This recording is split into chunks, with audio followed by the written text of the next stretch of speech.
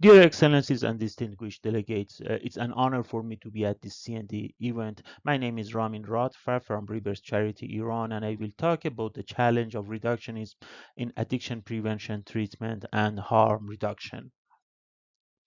And what is reductionism?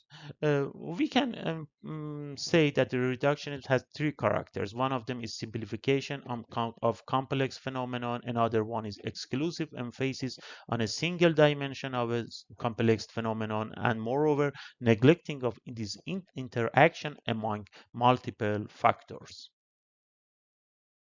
Reduction is interesting in addiction because simplified the addiction.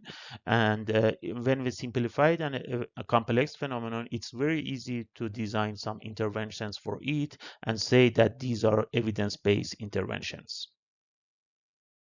Any type of different models that looks at the addiction from only one single view are subject of reductionism. And let's see consequences of reductionism in treatment domain in macro level. It depends on the model of reductionism theory that we look at the addiction. But overall, it could be categorized as one-sided and ineffective treatment, increased stigma and discrimination, low interdisciplinary treatment, and ignoring patient diversity.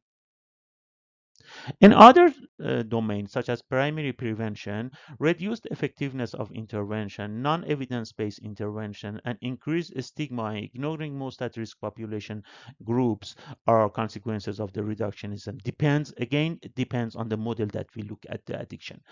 Treatment at the patient level suffers from limited treatment options, reduced motivation of patients, and also increased relapse rate. And at the harm reduction domain, we can see opposition toward harm reduction approach, mainly because of stigma and reduced community participation and involvement, as well as increased secondary harms such as HIV.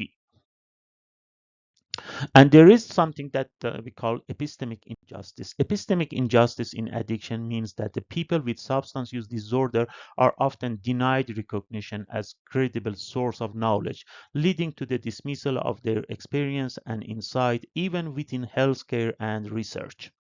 So instead of the reductionism approach, we need an integrated holistic approach, such as ecosystem model that Rand mentioned in one of their publications. In closing, let me emphasize behind every static on drug use are real people, families, and communities. Our responsibilities is to respond with evidence-based policies, compassion, and cooperation. Thank you very much.